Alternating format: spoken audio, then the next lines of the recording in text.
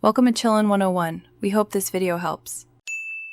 You start by preparing the phone so the virtual machine will run smoothly. Verify you have at least 4 GB free and a recent Android build. This reduces crashes.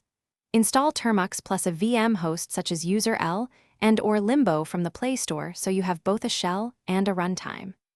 Once done, open developer options to enable any CPU governor or background process limits. This helps performance. Make sure batteries and power settings won't throttle the session. You now install the guest image and wire it into the VM host. Pick a lightweight Linux image matching your device architecture. This keeps RAM usage low. In the VM app, create a new VM, assign 1-2 CPU cores and 1024-2048 MB RAM depending on your phone, and create a 4/8 GB virtual disk so the system has room. Then configure networking and enable SSH or shared folders.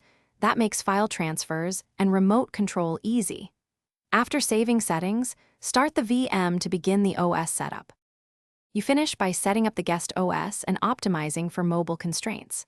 Create your user, run system updates, and install essential packages so the environment is usable. Once the VM boots cleanly, disable unnecessary services and consider a small swap file or file-based cache to prevent OOM kills. These steps improve stability.